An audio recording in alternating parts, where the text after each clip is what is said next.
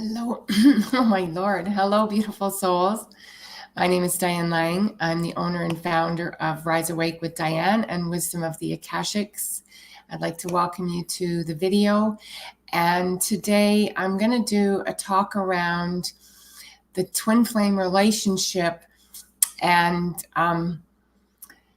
does it feel like you're on a merry-go-round? And it's actually really common, and a lot of people don't understand it and they don't really know how to navigate it, I think is the word that I would use there. So that's what I'm going to talk about today. Thank you very much for coming to the videos.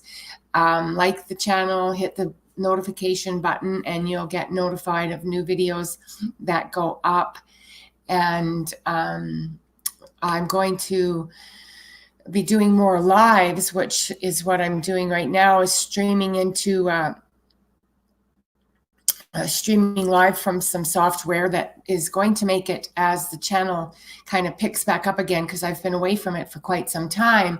I'd really like to get so we have people coming on and we're able to, you guys can shoot me your questions. If you have questions, put them in the comments box below. If there's something I've said in any one of the videos and you want me on it to expand on it, put it in the comments box below, and I will actually do another video and talk more about that topic. So thank you for that, and thank you for leaving the likes, the messages, the comments, and subscribing to the channel. And I really, really appreciate that. So one of the things that seems very prevalent in the twin flame community is that it's kind of like, I have a saying, and I'll give it to you, and this isn't specifically just to twin flames, but when things are kind of going all over the place in our lives and they're kind of crazy and all of that, it's kind of like in this journey, it feels like it's another day at the theme park. It's kind of how I make my joke. And it's just a matter of how rocky are the rides I'm going on today. How are they little kiddie rides that's just kind of ebb and flow, or am I on a, one of those things that rockets you up and rockets you down and in and out? And that's very common in the twin flame journey, is to have a really extended variety of emotions. And part of that is because they bring us to such a different inner version of looking at ourselves, what love feels like. Why do we have these synchronicities? Why does it feel different? How come I don't feel this with my partner? Because a lot of people are in partner relationships when they meet their twin flame and find their twin flame. And so that being said, it can cause a lot of, confusion, inner confusion. It feels like sometimes it's just, it's like the Energizer battery. It just keeps going and going and going, but nothing really changes. So they're not shifting. We're not shifting. We're staying in a lot of emotional energies, the lower emotional energies, sadness, grief, frustration, impatience, doubt, anger, all of that. And the biggest thing that I think I can give you about that piece is that when you understand that what our vibration is, it can't match something that's coming to us, can't match us unless it's a vibrational match. So when we're in a lot of lower energetic stuff, we tend to attract a bunch of lower energetic stuff. It's like, trying to feel good underneath water in a pool, and the vibration and the sun and the air is out there. So you won't be able to feel good in that place. You simply cannot feel good where you feel smothered or anger or frustration simultaneously. And then a lot of people are they fall victim to being in pain all the time in this journey. So when you look at how can I navigate this, day at the theme park, so to speak, so I find my place in a vibrational match to less peaks and valleys and more ebb and flow. And, I think sometimes when we're in our personal stuff and we're mired down in our pain, we don't really want to hear things that come, tell us that we have to look at ourselves more than anything. Because if we don't look at ourselves, as soon as you project your emotions out, as soon as you put all your efforts externally, as soon as you leave everything to your happiness outside of yourself, it's literally like signing up for disappointment. Because you're not in power, you're not empowered, you're not in control, you're in trigger, what I call the trigger zone. Everything will trigger us. And so it can feel like, again, the merry-go-round, around and around and around we go, and we can't get off of that wheel. And in truth, we can. And the biggest thing to believe is that you can't. The biggest thing is you have no choice. The biggest, there's no choice. There's no options. I can't do anything different. I can't leave. I can't afford to go. I'm stuck here. Like all of those are like walking around with a giant weight and cloud on our heads because it's such a disempowering place to be. So one of the first things that you would want to do is to say, how can I be more empowered in this experience? How can I be more empowered in my choices? And one of them is to acknowledge that you have one. That tip the scale for you. When you feel like you don't have one, when you feel like you are out of control, when you feel like you can't do anything, you've got now you're on the teeter-totter and it's like this. One's way up and one's way down. Well, that's not going to help you feel better. You cannot raise your vibration in the shadow other than actually acknowledging the shadow is a version of raising our vibration. Because something, as soon as it's acknowledged and you've taken our head out of the sand, we're not sitting like an ostrich in it anymore. We're not, in denial and all of that. You get to pull your head out and look around and say, okay, like I might not like what's happening, but I'm empowered to feel the way I feel about it. I'm empowered to choose how I handle it. I'm empowered to turn off my phone for a night, jump in the bathtub and treat myself. I'm empowered to put my twin story over here because right now I find it very painful. There's nothing that says when you signed up for this and you came to the earth and you agreed to meet your twin or find your twin and all of that, there's nothing that says we signed some sort of agreement that they get 24/7. And if we feel that way, we'll have an expectation. And expectations are really just they're just ways to set ourselves up for disappointment. If you come from something where you are unattached to the outcome, but you're going to put forth a good effort without it having to look like something, is how it comes back to us, how it returns to us, how it's shown to us. And so it's like stepping into a place of empowerment. And you guys will hear me say this a lot, and I try to, bring it up in fairly regularly because it's one of the biggest things that I see when people book sessions with me, or if I go into their Akashic records, if I'm working with somebody, and I go into their records and I feel like I weigh 400 pounds and like in the field work, because when I enter the records, I'm entering them on behalf. So if I enter a giant cloud, I'll go in there and I'll be like, oh my God, it's hard for me to stay in there and do my work. So I have to go in and out. I have to do a lot more clearings, upgrading and updating. And it's okay because I've chosen to do that and by working in your records. But it's like part of that is what that is. It's telling me you're probably ridiculously hard on yourself, ridiculously hard on the people around you, possibly in depression, possibly in denial of being in depression, because that's a really big one. People don't want to admit they're in depression because it's defined as a judge. People judge it and they'll say, well, your life looks great. You got kids, you got a house, you got a job, you got a car. What could you possibly be depressed about? And that's actually kind of something that I don't really take too kindly to, because nobody knows what shoes you've walked. Nobody knows what you felt like to get to that place of depression. What suppressed you maybe as a child that's depressing you as an adult. If you had your voice shut down a lot, if you were told you weren't good enough, it doesn't mean you can't go find a partner and have kids because you don't feel good enough about yourself. That happens every day, all day, literally, right? So what you want to do is recognize, where am I feeling the weight of life? How do I address it?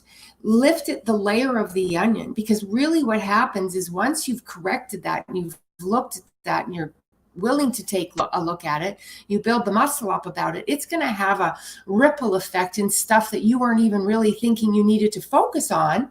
One benefit. Or a second one is, you get through it and you go, wow, when I did this went along with it.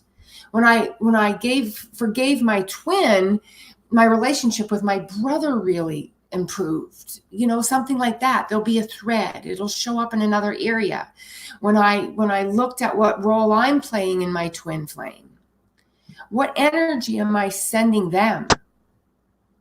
What am I piling onto them every day and then wondering why they're not texting? If you think that we can only drive them crazy in the physical, that's not true. We can drive them crazy, and they can feel us and we can feel them. And it's whether it's complete, you're under a pile of crap or you're feeling elated.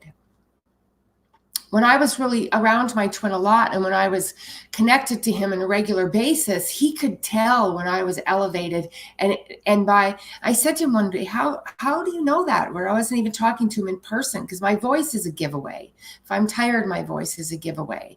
If I get frustrated, my voice is a giveaway, right? And I was like, how do you know this? He said, I can tell by the way you text. My optimistic text sounded like this. My frustrated text sounded like this.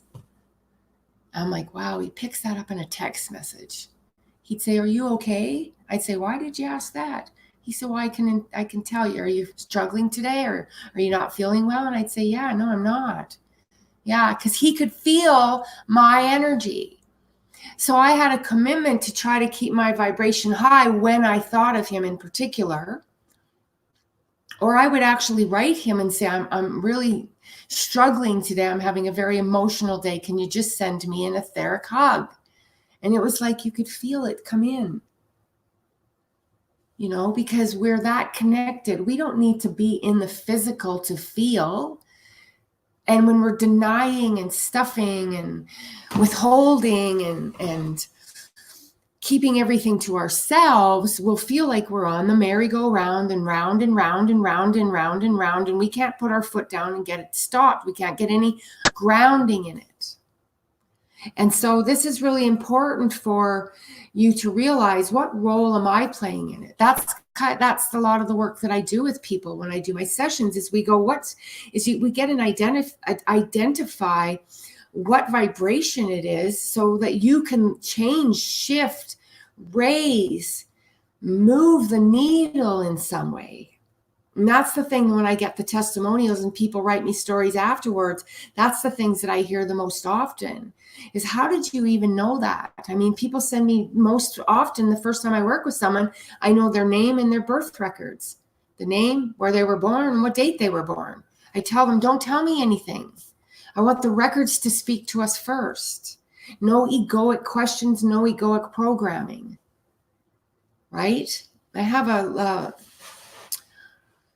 little mini book, and it talks about when you're choosing to work with a psychic and why it's important to ask a high level question if you want a high level answer, how to ask a clear question if you want a clear answer. I'll say this in other videos. For example, is my twin, ever gonna, is my twin ever gonna leave their relationship? Well, somebody can intuit that they might, somebody can feel that they might, but free will is going to trump everything when it gets right down to it. And so it's, instead of, is my twin going to leave their relationship, let's ask a question like, what do I need to do to assist my twin into loving themselves out of the and with me, because usually they're in pain. If you've met a twin and they recognized you, even if they don't recognize it from a twin flame word standpoint, but they recognize something happened to them, something changed for them, they had a love at first sight feeling, they can't get you off their mind, they feel like they can pick up stuff for you, they tell you that I've never felt like this about my partner and I've been with them for 22 years. It can throw a real wrench in the cog there, in the wheel. So we have to be compassionate to know they're going to be going through their same thing. But if I want to be balanced and empowered, and if I want to be the vibrational match for my twin to come to, and I want to be the highest version of myself when they get here. Really, I just heard that about my mic. I hope that it's coming through good. So that's the thing is they don't want to show up in our crap show. And if we have an agreement, if we agreed in advance that we're going to get through a lot of our egoic stuff before we come together and then we meet, some people think, well, what that means is you've now been brought forward. You've had that energy stand in front of you. You recognize each other. You found each other. And now you go do your work. It doesn't mean that they're going to join your relationship with you tomorrow.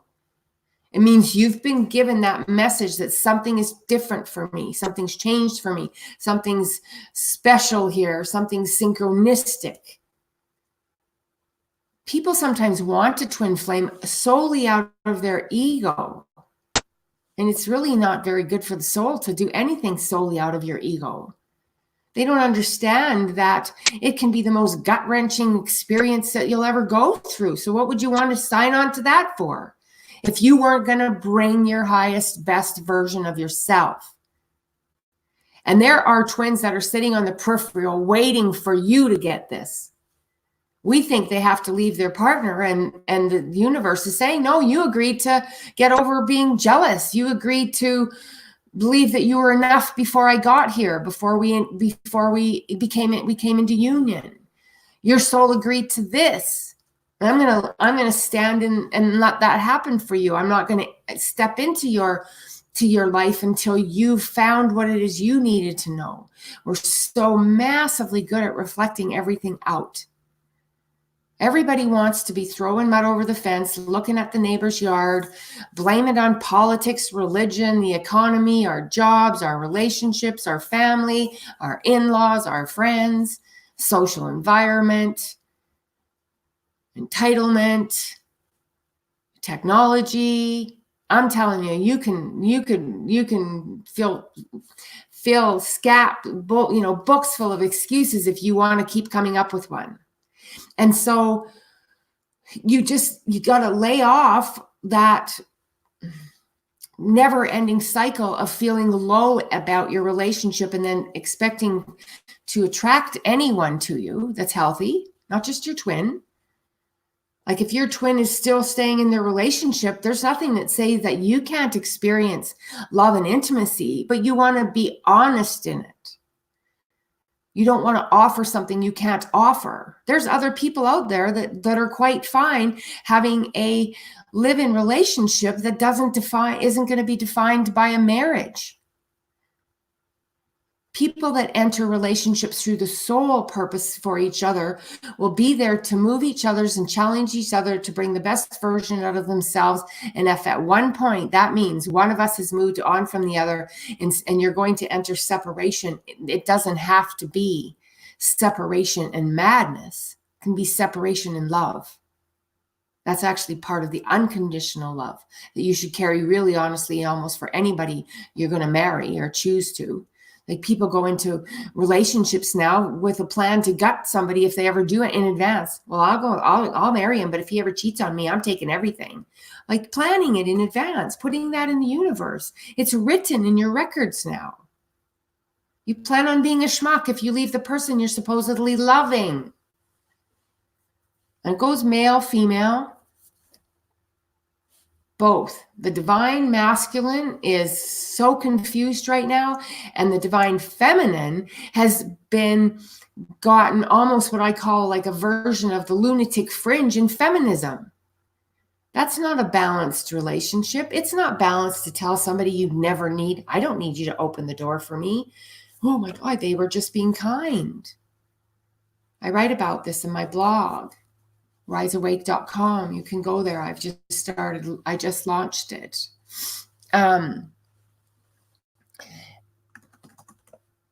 So when you, here, I'll give it to you. When you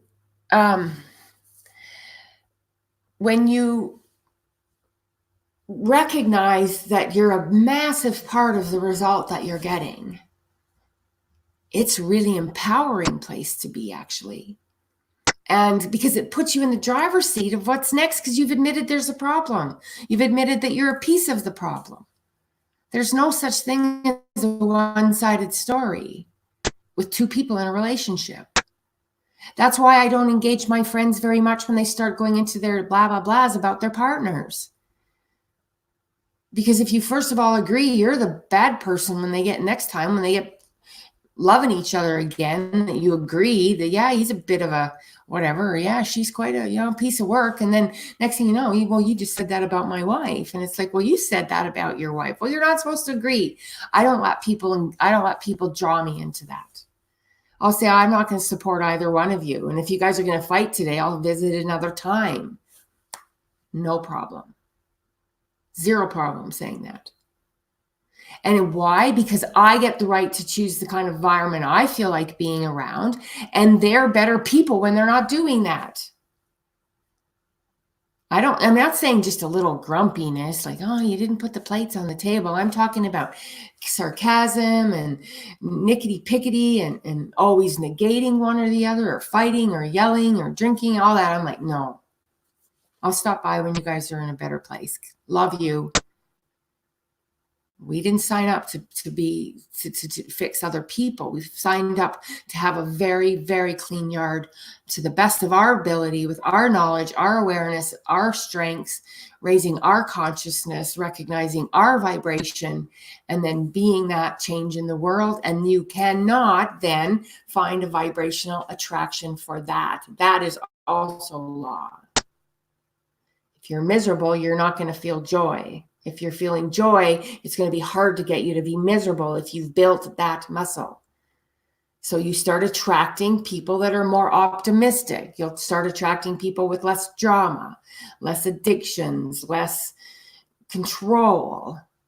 And if somebody's shooting something across the table to you and you go, wow, this person's like really being really controlling right now, you manage the situation. But for me, and I'm not saying mentalize every little thing that happens, but if it's fairly big and recognizable, then you just go like, I wonder where I was at today that I would have somebody bring me a message that was so strong like that. Where am I being really controlling? And I'll guarantee you, if you're honest with yourself, it'll go, oh yeah. Yeah, it's kind of like that the other day when I was with my blah, blah, blah, blah, blah. Yeah, I've been really like that at work. I didn't want to give that up. So I've been really controlling at work. Bingo. Guess where that lesson gets to go? Way over there. So you don't have to keep in it on the merry-go-round, merry-go-round, merry-go-round. So God bless you guys. Thank you. I really appreciate you coming to the channel. I offer services. I work directly with people. The ones I offer on Fiverr are the ones that I do in the etheric realms. Soul Sister Wisdom. If you want to read about them, go to Fiverr, look up my handle there. But if you want to save money, book directly with me, because I waive the fees that get paid and give that savings back to you if you order from me directly. And if I do an etheric session, the one where I go into your records and I do clearing and updating and I go in and out and I channel to you and I send you an audio 60 to 90 minutes long. The sessions themselves take me about 2 to 2.5 hours, and for sure that long by the time I've put it in the drive for you and I send it to you and it's in the drive for you to download.